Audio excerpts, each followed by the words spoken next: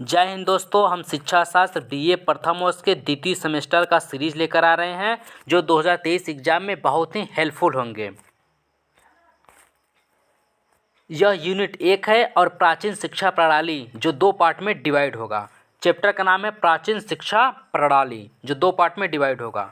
तो चलिए वीडियो की शुरुआत करते हैं। पहला क्वेश्चन देखिए, प्राचीन काल में शिक्षा के क्या उद्देश्य थे? जिसके ऑप्शन हैं शारीरिक विकास करना, आध्यात्मिक विकास करना, सामाजिक विकास करना, औद्योगिक विकास करना। जिसका करेक्ट आंसर होगा आध्यात्मिक विकास करना।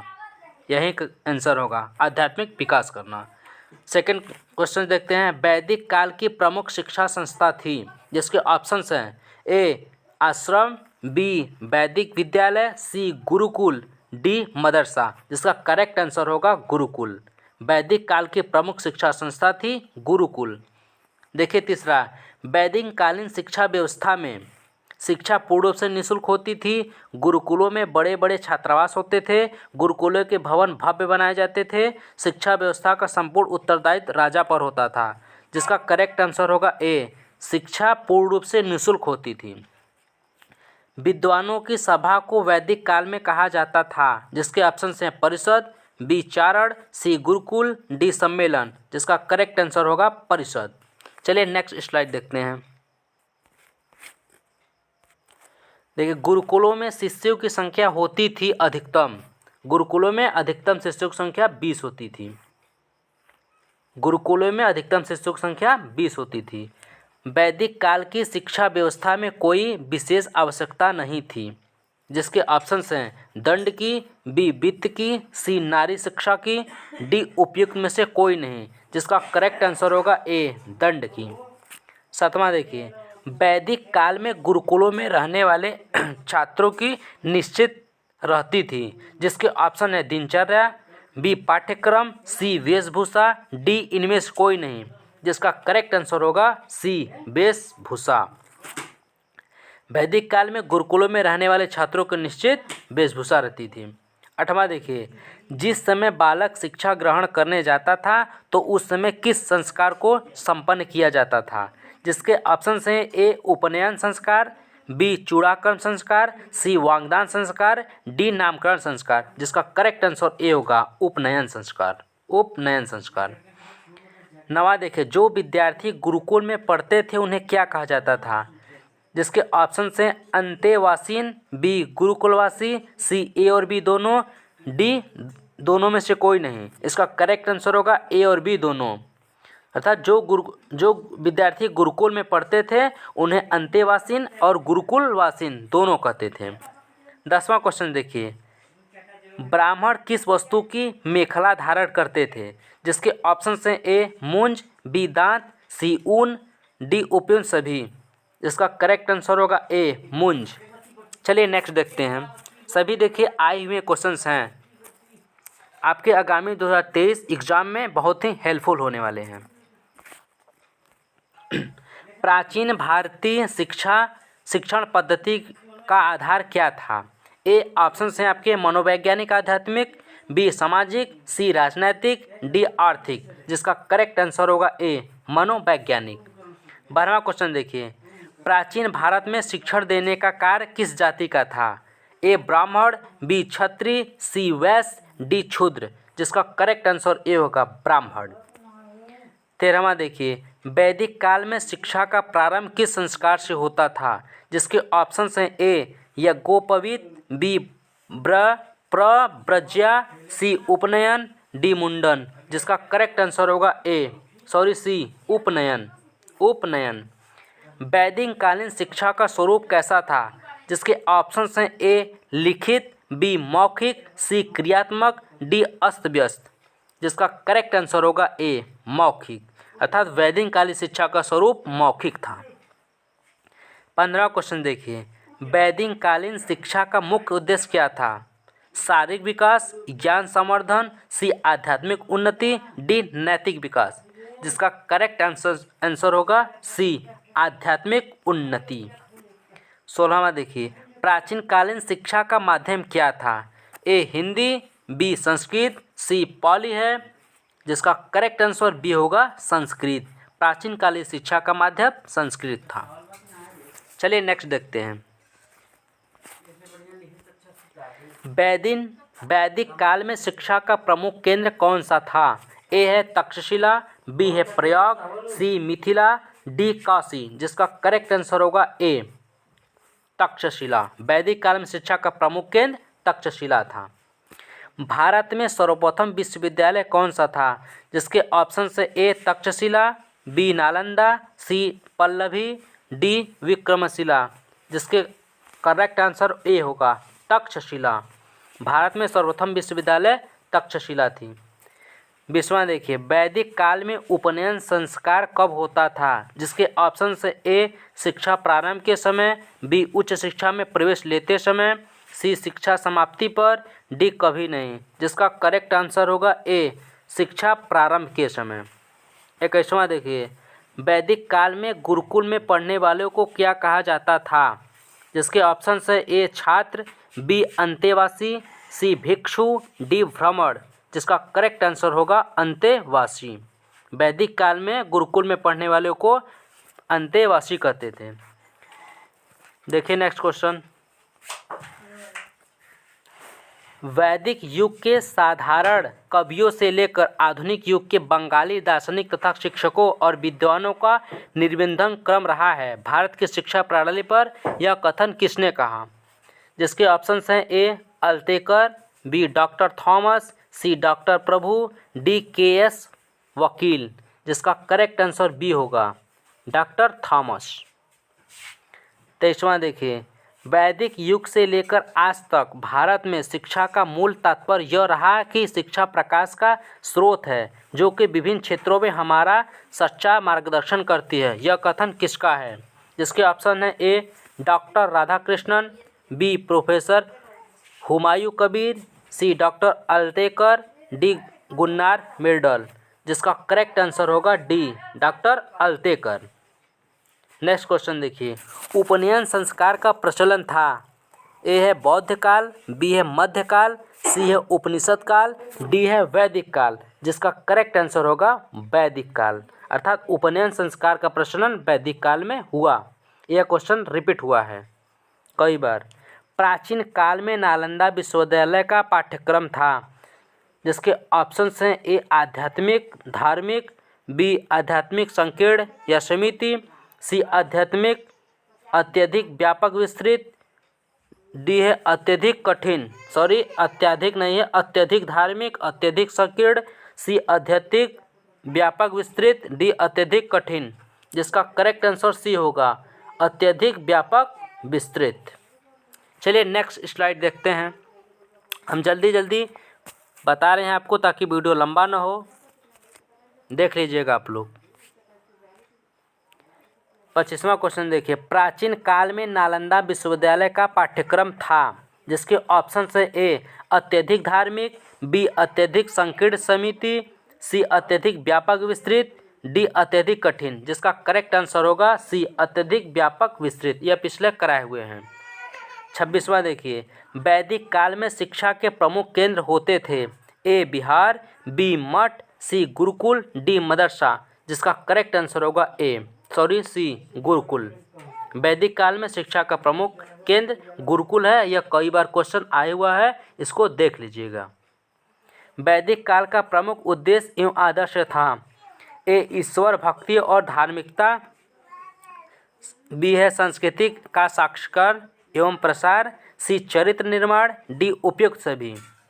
तो करेक्ट आंसर होगा उपयुक्त सभी। वैदिक काल का प्रमुख उद्देश्य देखिए ईश्वरीय भक्ति और धार्मिकता भी है, सांस्कृतिक का संरक्षण और प्रसार भी है, चरित्र निर्माण भी है, इसलिए आपका उपयुक्त सभी हो जाएगा। निम्न में से कौन वैदिक शिक्षा का उद्देश्य नहीं था? इसके ऑप्शंस हैं ए व्यक्तित्व का विकास, बी व्यावसायिक कुशलता की प्राप्ति, सी सामाजिक कुशलता की उन्नति, डी सामाजिक कर्तव्यों का पालन। इसका करेक्ट आंसर होगा बी व्यावसायिक कुशलता की प्राप्ति। चलिए नेक्स्ट क्वेश्चन देखते हैं। 29वां, उन वेदों के विद्वान से जिसका जीवन पवित्र नहीं है वह व्यक्ति कहीं अच्छा है जो सच्च चरित्र का है किंतु वेदों का कम ज्ञान रखता है। यह कथन किसका है? ए है मनुस्मृति, बी है महाभारत, सी है डॉक्टर अल्तेकर, डी है शुक्र नीतिसार, जिसका करेक्ट आंसर होगा ए मनुस्मृति। चलिए नेक्स्ट स्लाइड देखते हैं। यदि हम विदेश जाते हैं तो वहाँ विद्या ही हमारी परम मित्र है। विद्या के द्वारा ही सम्मान होता है। विद्या के बिना मनुष्य पशु के समान है। यह कथन किसका है? देखिए ऑप्शंस हैं ए भर्तृहरि कृत नीति शतक, बी है तैत्तिरीय ब्राह्मण, सी है छांदोग्य योगोपनिषद, डी है ऋग्वेद, जिसका करेक्ट आंसर ए होगा भर्तृहरि कृत नीति शतक। 31वां क्वेश्चन देखिए, हिंदू धर्म की सीमा में शिक्षा की पद्धति व्यक्ति थी क्योंकि प्रत्येक गुरु के अपने स्वयं के शिष्य होते थे। यह कथन किसका है? ए है अल्तेकर, बी है मिरडेल, सी है मनु, डी है याज्ञवल्क्य, जिसका करेक्ट आंसर है मिरडेल। वैदिक कालीन शिक्षा पर किसका विशेष अधिकार था? जिसके ऑप्शंस हैं ए राज्य का, बी ऋषियों का, सी शिक्षाविदों का, डी ब्राह्मणों का, जिसका करेक्ट आंसर होगा डी ब्राह्मणों का। वैदिक कालीन शिक्षा पर ब्राह्मणों का राज था। 33वां देखिए, कक्षा 9 की पद्धति का प्रचलन प्रारंभ हुआ था। जिसके ऑप्शंस हैं ए वैदिक युग में, बी मुस्लिम युग में, सी बौद्ध युग में, डी उपनिषद युग में, जिसका करेक्ट आंसर होगा ए वैदिक युग में। 34वां देखिए, किस काल में शिक्षा पर राज्य या सरकार या किसी राजनीतिक दल का नियंत्रण नहीं था? देखिए इसका करेक्ट आंसर ए होगा वैदिक काल में। वैदिक काल में। चलिए नेक्स्ट स्लाइड देखते हैं। वैदिक काल में किसे महाविद्यालय चतुष्पदी भी कहा जाता था? इसके ऑप्शन है ए विशिष्ट विद्यालय, बी ब्राह्मणी विद्यालय, सी विद्यापीठ, डी गुरुकुल, जिसका करेक्ट आंसर होगा बी ब्राह्मणी विद्यालय। अर्थात वैदिक काल में महाविद्यालय चतुष्पदी ब्राह्मणी विद्यालयों को कहा जाता था। 36वां देखिए, निम्न में से कौन से विद्यालय आधुनिक विद्यालय से मिलते जुलते थे? ए घटिकाएं, बी टोल, सी परिषद, डी मठ, जिसका करेक्ट आंसर होगा सी परिषद। वैदिक काल में संस्कृत भाषा के शिक्षा के केंद्र होते थे। जिसके ऑप्शंस हैं ए सूत्र, बी परिषद, सी मंदिर, डी टोल, जिसका करेक्ट आंसर होगा टोल। वैदिक काल में संस्कृत भाषा की शिक्षा के केंद्र टोल था। वैदिक काल में धर्म और दर्शन की शिक्षा के केंद्र थे। जिसके ऑप्शंस हैं ए विद्यापीठ, बी घटिकाएं, सी मठ, डी परिषद, जिसका करेक्ट आंसर घटिकाएं अर्थात बी। वैदिक काल में धर्म और दर्शन की शिक्षा के केंद्र घटिकाएं थे। वैदिक काल में विद्यारंभ संस्कार होता था सामान्यतः ए है 5 वर्ष की आयु में, बी है 6 वर्ष की आयु में, सी है 7 वर्ष की आयु में, डी है 4 वर्ष की आयु में, जिसका करेक्ट आंसर होगा ए 5 वर्ष की आयु में। वैदिक काल में विद्यारंभ संस्कार 5 वर्ष की काल की आयु में सामान्यतः उस समय उसका प्रचलन था। चलिए नेक्स्ट देखते हैं। वैदिक काल में विद्यारंभ संस्कार होता था सामान्यतः। देखिए पिछले करा चुके हैं, सॉरी गलती से हो गया। इसका करेक्ट आंसर होगा ए 5 वर्ष की आयु में। चलिए नेक्स्ट देखते हैं। वैदिक काल में शिक्षा का प्रारंभ होता था। देखिए अभी इसे मिलता जुलता क्वेश्चन है। ए प्रव्रजा संस्कार से, बी उपनयन संस्कार से, सी समापवर्तन संस्कार से, डी उपसंपदा संस्कार से, जिसका करेक्ट आंसर होगा बी उपनयन संस्कार से। वैदिक काल में शिक्षा का प्रारंभ उपनयन संस्कार से होता था। नेक्स्ट देखिए, प्राचीन भारत में गुरुकुल सदा वनों में अव्यवस्थित थे। बी है वनों में कभी भी अवस्थित नहीं थे। सी सदा नगरों व ग्रामों में व्यवस्थित थे। डी नगरों ग्रामों तथा वनों में अव्यवस्थित थे, जिसका करेक्ट आंसर होगा ए सदा वनों में अव्यवस्थित थे। प्राचीन भारत में गुरुकुल सदा वनों में अव्यवस्थित थे। चलिए नेक्स्ट देखते हैं। यह कई लोग क्वेश्चन आंसर जानते भी होंगे इसका। चलिए नेक्स्ट देखते हैं। वैदिक कालीन शिक्षा का स्वरूप था ए धार्मिक, बी नैतिक, सी आध्यात्मिक, डी सांस्कृतिक, जिसका करेक्ट आंसर होगा सी, आध्यात्मिक। वैदिक कालीन शिक्षा का स्वरूप आध्यात्मिक था। वैदिक काल में उपनयन संस्कार की आयु थी ए 6 वर्ष 6 माह 6 दिन, बी 7 वर्ष 7 माह 7 दिन, सी 5 वर्ष 5 माह 5 दिन, डी 4 वर्ष 4 माह 4 दिन। इसका करेक्ट आंसर बी होगा 7 वर्ष 7 माह 7 दिन। वैदिक काल में उपनयन संस्कार की आयु 7 वर्ष 7 माह 7 दिन थी।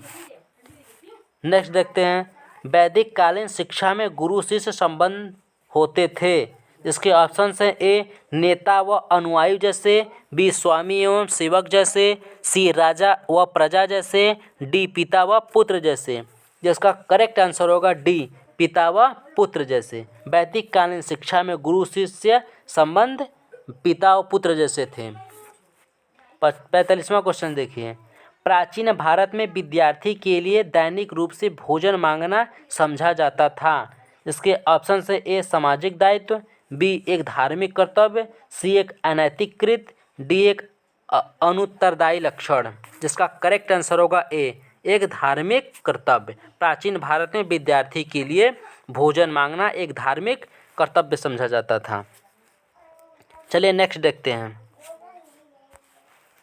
प्राचीन भारत में उच्च शिक्षा प्रदान की जाती थी ए, जिसके ऑप्शन है मठों विद्यापीठों में, बी घर परिवार में, सी नदियों के किनारे, डी गुरुकुलों में।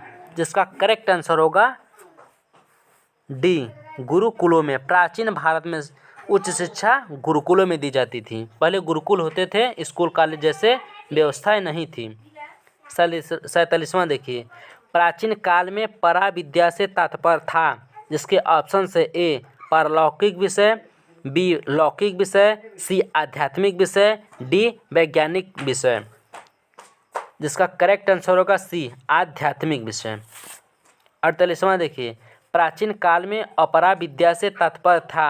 जिसके ऑप्शन से ए लौकिक विषय, बी सामाजिक विषय, सी राजनीतिक विषय, डी परलौकिक विषय। जिसका करेक्ट आंसर होगा ए, लौकिक विषय। प्राचीन काल में अपरा विद्या से तात्पर्य लौकिक विषय होगा और प्राचीन काल में परा विद्या से तात्पर्य आध्यात्मिक विषय होगा। देखिए इसमें बहुत ही डिफरेंट है, ध्यान से देख लीजिएगा। प्राचीन काल में परा विद्या जब कहेगा, परा विद्या से तात्पर्य तो आध्यात्मिक विषय से होगा और प्राचीन काल में अपरा विद्या से तात्पर्य होगा लौकिक विषय से। चलिए नेक्स्ट देखते हैं, वैदिक कालीन शिक्षा संस्था थी ए घटिकाएं, बी परिषदें, सी विद्यापीठ, डी उपयुक्त सभी। जिसके करेक्ट आंसर होगा उपयुक्त सभी। वैदिक कालीन शिक्षा संस्था घटिकाएं भी थी, परिषदें भी थी, विद्यापीठें भी थी, इसलिए इसका ऑप्शन इसका करेक्ट होगा उपयुक्त सभी। चलिए नेक्स्ट देखते हैं,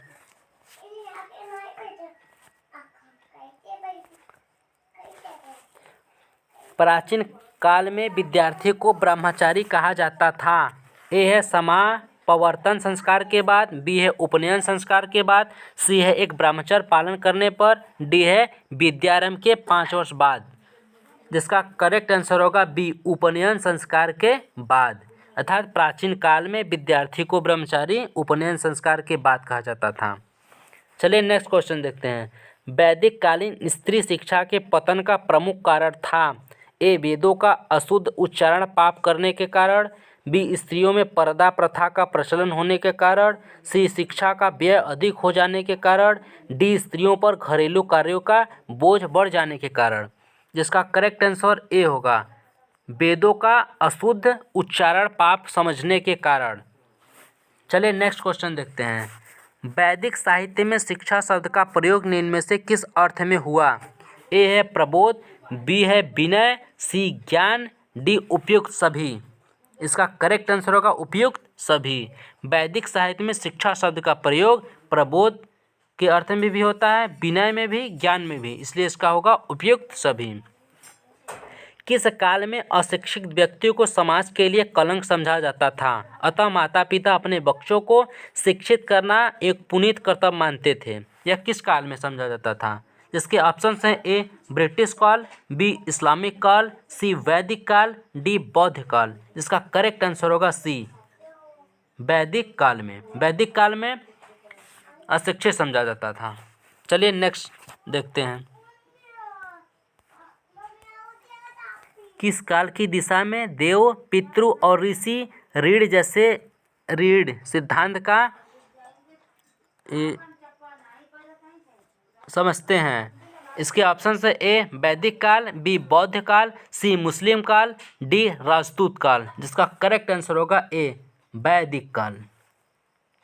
चलिए नेक्स्ट देखते हैं। गुरुकुल शिक्षा के समाप्ति के बाद गुरु भावी जीवन के लिए अपने शिष्यों को कुछ उपदेश देता था ताकि उसका जीवन सुखमय और आदर्श बन सके। इसे कहा जाता था। ए है उपसंपदा संस्कार, बी है दीक्षांत भाषण, सी है समापवर्तन संस्कार, डी इनमें से कोई नहीं। जिसका करेक्ट आंसर होगा सी समापवर्तन संस्कार। 56 देखिए, भारत में निम्न में से किस काल में निःशुल्क शिक्षा की व्यवस्था थी? जिसके ऑप्शन है ए वैदिक काल में, बी बौद्ध काल में, सी मुस्लिम काल में, डी उपयुक्त सभी में। इसका करेक्ट आंसर होगा उपयुक्त सभी में। भारत में किस काल निःशुल्क शिक्षा की व्यवस्था थी? वैदिक काल में भी थी, बौद्ध काल में भी थी, मुस्लिम काल में भी थी, इसलिए इसका उपयुक्त सभी होगा। निम्न में से कौन वैदिक शिक्षा से संबंधित संस्कार है? ए जिसके ऑप्शन हैं प्रव्रज्या, बी उपसंपदा, सी समापवर्तन, डी बिस्मिल्लाह। इसका करेक्ट आंसर होगा समापवर्तन, समापवर्तन। चलिए नेक्स्ट देखते हैं, नेक्स्ट और लास्ट।